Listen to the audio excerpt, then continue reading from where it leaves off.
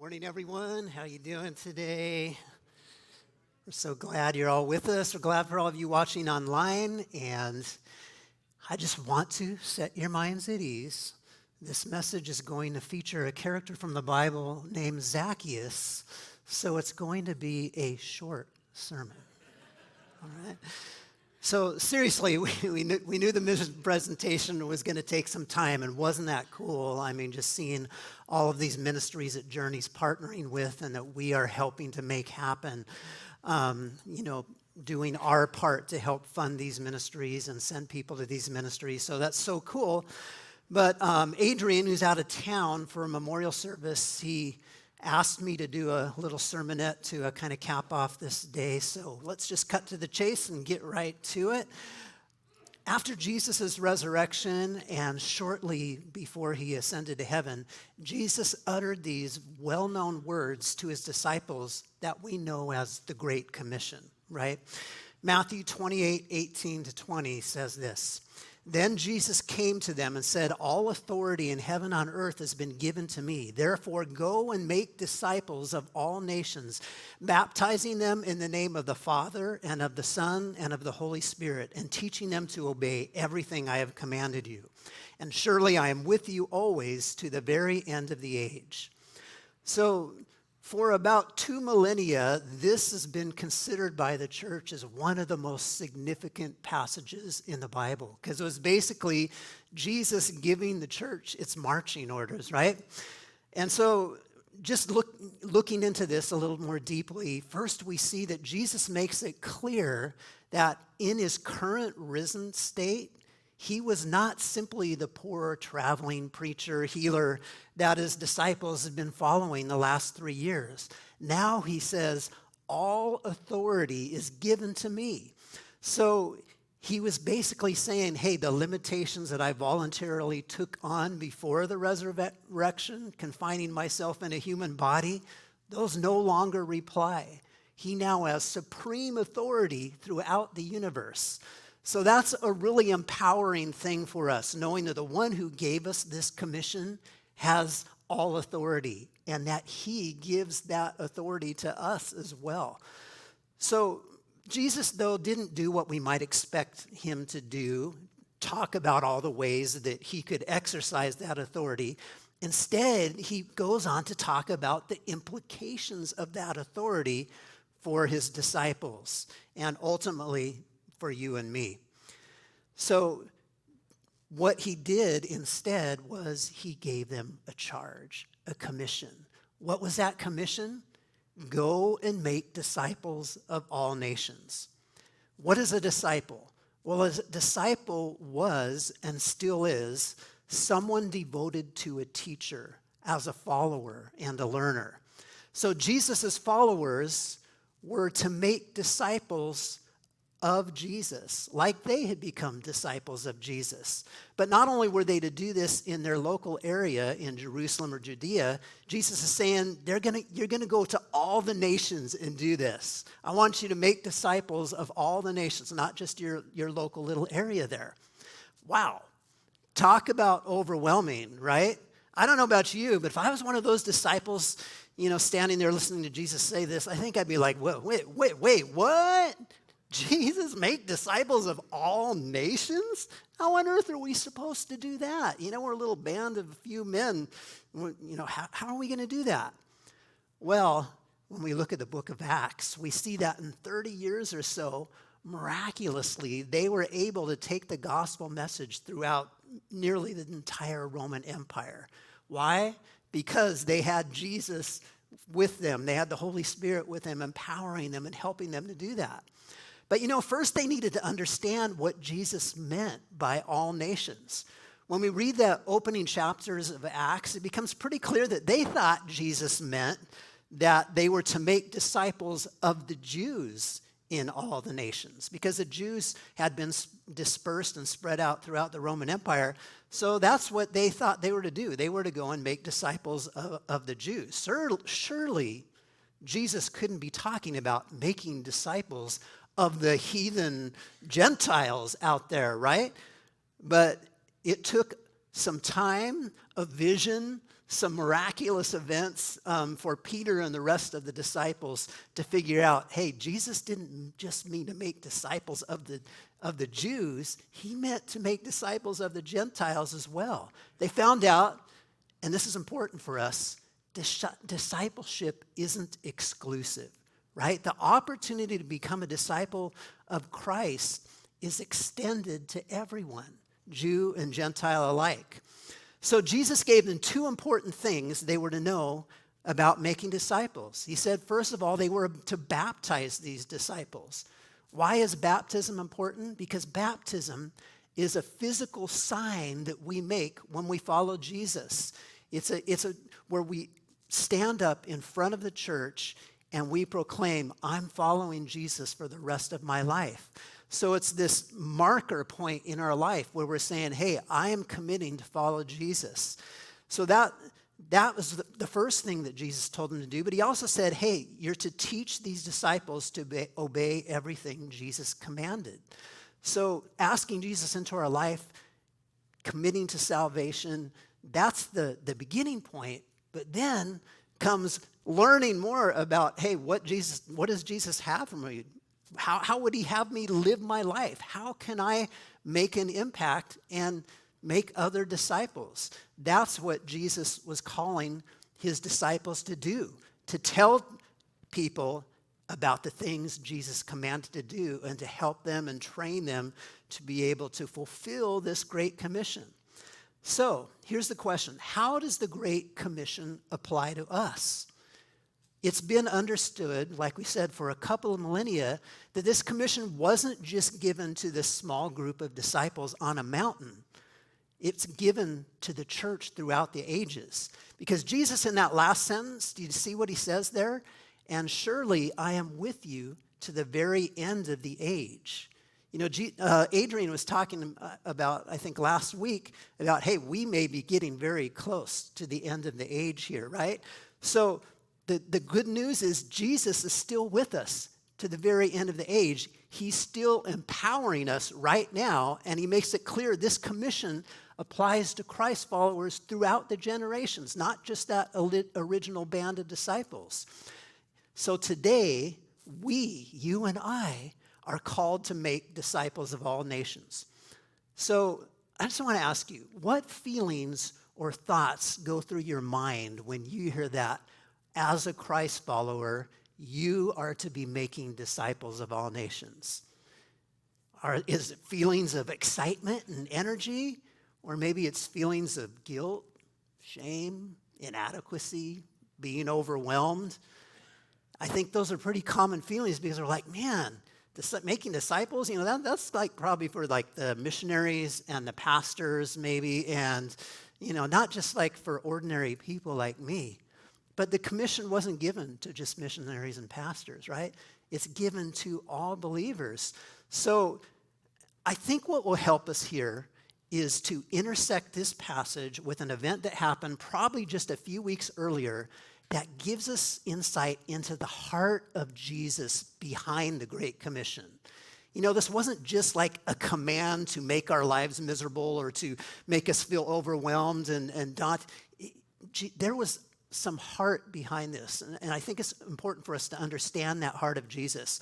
So I want to read this passage in Luke 19, starting in verse 1, about this character named Zacchaeus.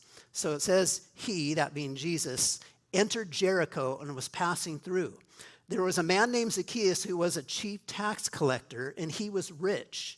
He was trying to see who Jesus was, but he was not able because of the crowd, since he was a short man. So running ahead, he climbed up a sycamore tree to see Jesus, since he was about to pass that way. When Jesus came to the place, he looked up and said to him, Zacchaeus, hurry and come down, because today it is necessary for me to stay at your house. So he quickly came down and welcomed him joyfully. All who saw it began to complain. He's gone to stay with a sinful man. But Zacchaeus stood there and said to the Lord, look, I'll give half of my possessions to the poor, Lord, and if I have extorted anything from anyone, I'll pay back 4 times as much. Today salvation has come to this house, Jesus told him, because he too is a son of Abraham. For the Son of Man has come to seek and save the lost. So there's some things we need to understand to really fully understand this story. The first thing is Zacchaeus was a chief tax collector. Now, as you probably know, in our society, tax collectors, i.e. the IRS, is not necessarily considered in high regard, right? I mean, I think if I was an IRS agent and people asked me what I did for a living, I'd probably say, I work for the government, right? You're not probably really excited to tell people you are a government tax collector, right? Well, in this culture, take that up about 100 notches, okay? Because the Jewish people were an occupied country. They were occupied by the Roman Empire. And the Roman Empire collected taxes for them, not for the good of their country, but to, fund the Roman Empire, right? So they employed Jewish men to collect these taxes. And those men were generally despised, right? Because they were considered collaborators with the Roman government. They were collaborators with the occupiers, right? And not only that, but many of them used their position to get a lot more taxes than they were required to by the Roman government to line their own pockets, right? So they were considered collaborators, they were considered traitors, sellouts, and thieves, basically. So being a tax collector, although you could definitely gain wealth, you did not gain status. You were considered the lowest of the low. Nobody wanted to be your friend. Nobody wanted to eat with you. Nobody wanted to hang out with you. You were kind of a social pariah. So not only was Zacchaeus a tax collector, he was a chief tax collector, which meant he was probably in authority over other tax collectors in the region. So he was a high-profile position, one of those people that would be a target for everybody to say, yeah, this is one of the most hated guys in Jericho, right? Now, the other thing we need to understand was Zacchaeus was short. In fact, he was so short. How short was he? He was so short that Snow White called and asked him when he was coming home. Sorry, that's really bad, I know. Seriously, though, short by Mediterranean standards meant that he was probably under 5 feet tall. Now, that presented a problem when you wanted to see a famous person coming through town. Not only was he too short to see over the crowd, but being a well-known, hated tax collector, it's likely that no one was making room for him to come to the front, right? It's like, Zacchaeus, it's like, get out of here. So he had to come up with a plan. Basically, when you're the shortest guy in Jericho, climbing a tree is your only option. So he knew the route Jesus was taking. He ran ahead, and he climbed this sycamore tree. Now, sycamore tree in the Mediterranean, it's similar to like a short oak tree with a squatty trunk and wide branches, ideal for climbing. So Zacchaeus was curious about Jesus, and he'd heard so much about him that he wanted to see him with his own eyes. So he climbs up this tree and waits for Jesus to come by. And here's where the story gets really interesting, right? So Jesus is walking by, crowd of people. I mean, I don't know about you and I, but I mean, there's a crowd of people around me, all this stuff is going around.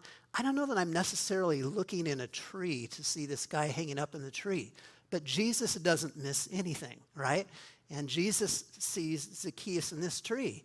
And he says, hey, Zacchaeus, hurry, come down, because today it's necessary for me to stay at your house.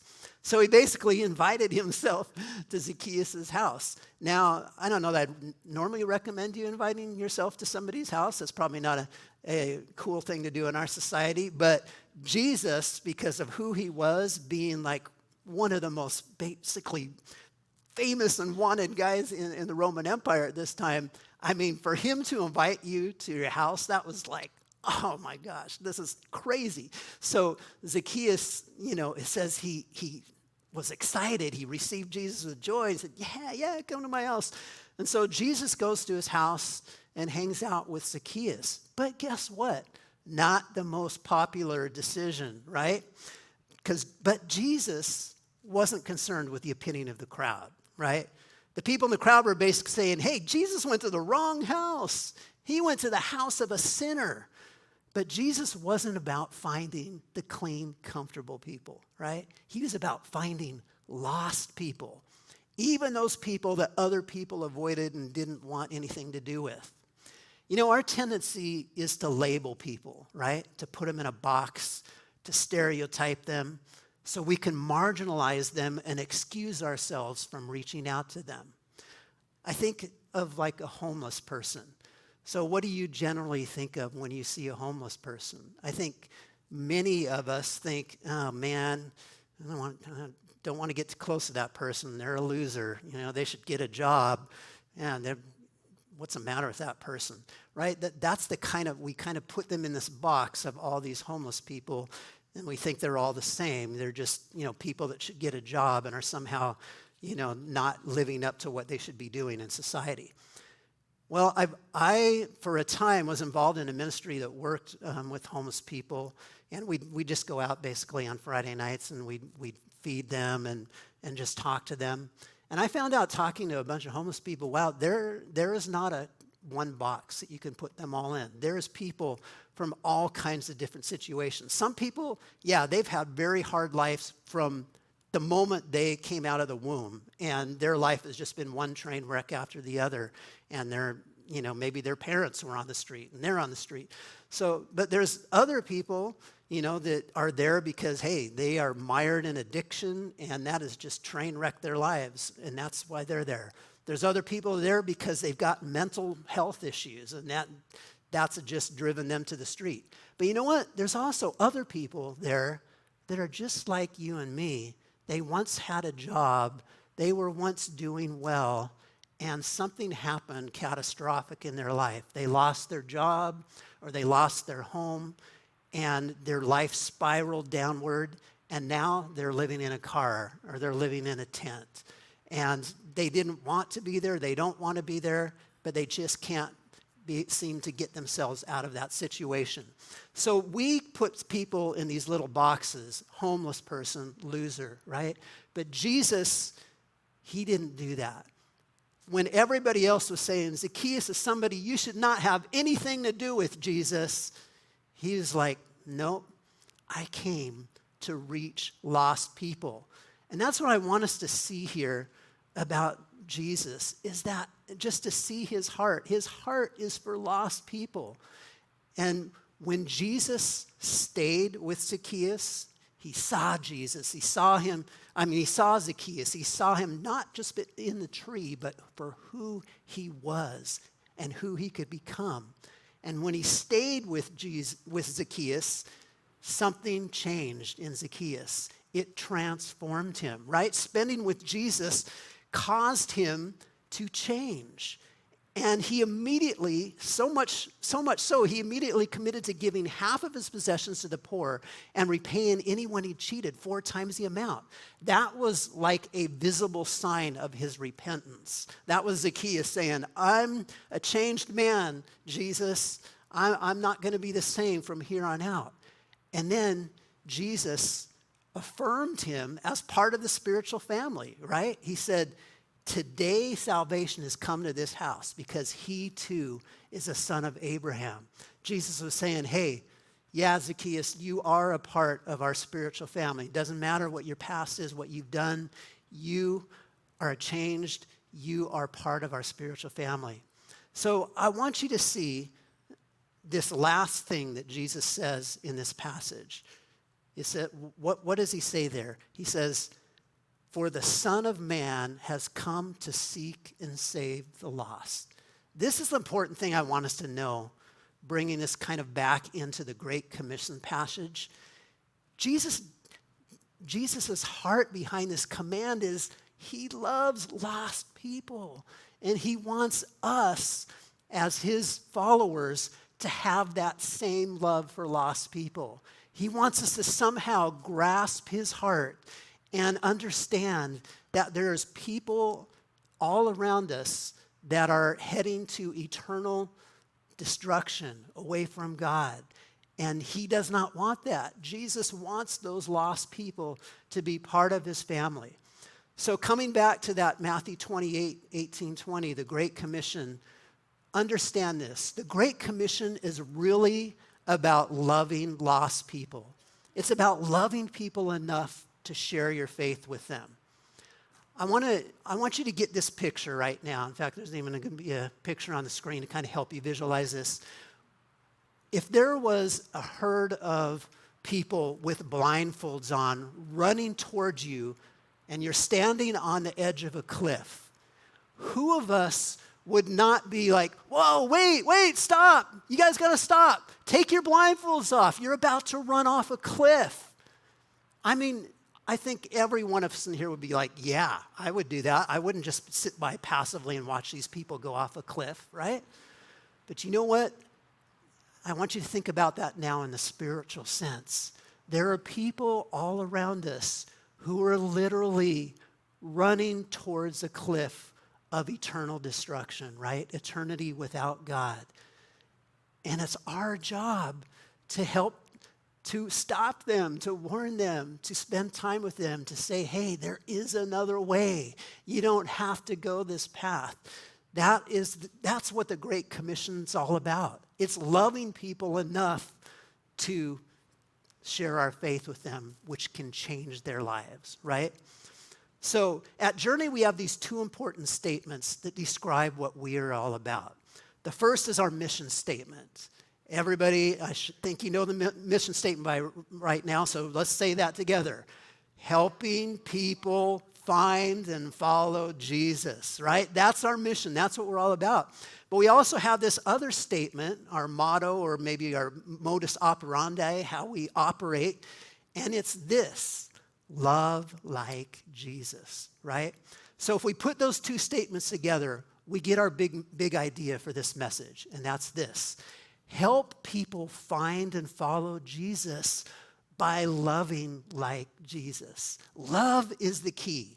That's the key. It's not just about, standing out with a megaphone in front of a public place and telling people they're going to hell. That's not sending too many people toward Jesus, right? What the Great Commission is all about is us loving people enough to share our faith with them. So I want to just give you 7 really quick ideas of how we can put that into action, some action points. So here's the first one. Pray that Jesus' heart for the lost will become your heart. This is my prayer. This is kind of maybe the big takeaway for this message for me, because, hey, I'm in the same boat as you guys. Just because I'm a pastor, don't think I'm just like walking on water out there. Every conversation I have, telling somebody about Jesus, I'm just like you. It's not that easy for me to start up conversations with people and share my faith either. So this is my prayer that I'm praying for myself, and I encourage you to pray too. Jesus, help me to grasp your heart for the lost. Help me to have more of your heart for the lost, that I will see these people as lost people, that I can make a difference in their life. Second thing is pray to see people through Jesus' eyes.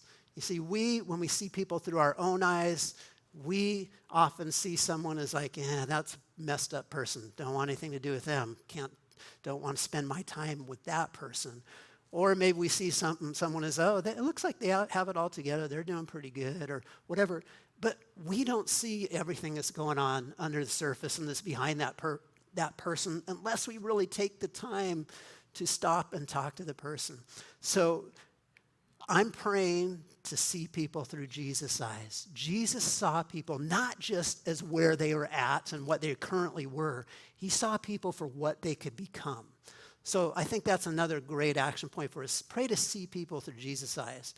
The second one is engage in relationships with lost people. The third one, I should say.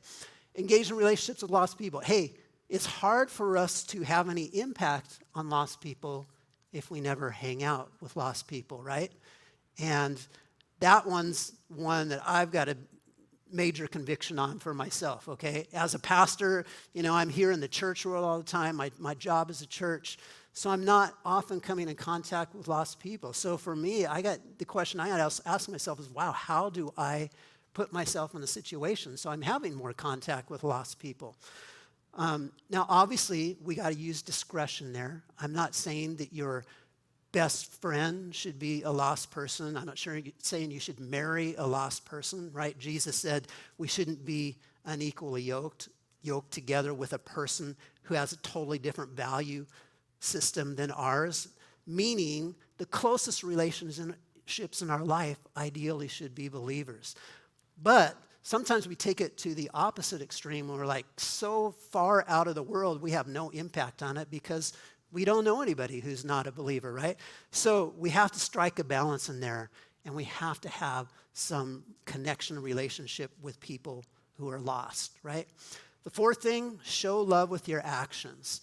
Man, that is one of the most important, I think, points of how we can make an impact on people. Maybe you don't feel like, man, I don't know how to explain salvation very well, or I don't know how to lead someone to Jesus. You know what? Start with just loving someone with your actions, doing something kind for your neighbor, bringing them a plate of cookies, helping them with some yard work, helping someone at work with a project that you didn't need to help them with. Do things that show love with your actions. That's what opens up the door for faith conversations. People want to know that you care before they are willing to basically open up their lives to you, right? So they don't, what's the old line? People don't care how much you know until they know how much you care. So we need to demonstrate that to people through our actions. The fifth thing, pray, look for opportunities to share your faith. So I think, man, I can't tell me how many times I've gone through the day and I've had an encounter with someone or a conversation with someone, and then immediately after that encounter is over, I think, oh my gosh, I just missed an opportunity to share my faith with that person or to have a Jesus conversation with that person. The opportunity was there, and I just missed it. So I think if we prayed at the beginning of each day, Lord, just open up my eyes today. Help me to see those opportunities that sometimes I miss, to share my faith with someone, just to love someone, to connect with someone on a deeper level. Help me not to just in my own busyness to blow by people and not do that. So that's another one. 6, be generous to causes that reach lost people. Hey, you've seen some really cool causes here today that are reaching lost people. And Journey commits 10% of our budget to help missions and outreach causes in our community and around the world. But you can make a difference by giving to those things. You can make a difference by volunteering for those ministries. So be generous with your time and your money to causes that reach lost people. And the last one is go on a missions trip. I tell you what, going on a missions trip can just it can be a game changer in your perspective and just how you see lost people. So if you at all feel inclined to go on this DR trip, I encourage you to come back after that second service, probably about 12:20. There'll be a meeting in room 1 where you can help just find out how you can help on that trip. So worship team's going to come up right now. I just want to close with this story. Long before September 11th, Rick Rescorla, he was a 62-year-old head of security at Morgan Stanley Bank. And he developed an evacuation plan for the bank. So the bank's offices were situated high up in the south tower of the World Trade Center. And Rescorla was convinced that Osama bin Laden would use jet planes to try and destroy the World Trade Center. The plan and its preparations were hugely unpopular with the Morgan Stanley staff, many of whom thought Rescorla was crazy. But he just insisted they needed to be ready. He had these evacuation plans put in place. Well, as we all know, on September 11th, 2001, American Airlines Flight 11 hit the World Trade Center Tower 1 at 8:46 a.m. And Rick Rescorla ignored the building officials' advice to stay put, and he began the orderly evacuation of Morgan Stanley's 2,800 employees on 20 floors of the World Trade Center Tower 2, and another 1,000 employees in World Trade Center Tower 5. Rescorla reminded everyone to be proud to be an American. Everyone will be talking about you tomorrow. And he sang God Bless America and other songs over his bullhorn to help keep the evacuees calm as they left the building. Well, Rescorla had most of Morgan Stanley's 2,800 employees, as well as people working on other floors of World Trade Center Tower 2, safely out of the building by the time United Airlines Flight 175 hit that building just 20 minutes later at 9:07 a.m. You know, after having reached safety, Rescorla returned to the building to rescue others still inside. He was last seen heading up the stairs of the 10th floor as the building collapsed.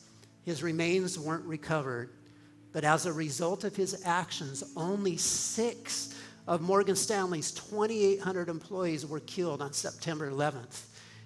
And those 6 included Rick and 3 of his deputies who followed him back into the building. Afterwards, many of the Morgan Stanley Bank employees were in tears, praising and acknowledging Rick for saving their lives from total destruction that day. Many felt guilty and apologetic. They had thought Rick foolish to keep preaching and standing up for what he believed would happen if they weren't ready. Those interviewed said they would never forget Rick Rescorla. He was their hero. You know what? You have the chance to be someone's hero, but not just in a physical way. You have a chance to be someone's hero in that you can save them from eternal destruction. You can show them the amazing life you can have in Jesus, a Jesus that changes your life and gives you purpose. That's how you can be somebody's hero. And that's what the Great Commission is all about, having the heart of Jesus for lost people. Let's pray that God will help all of us with that.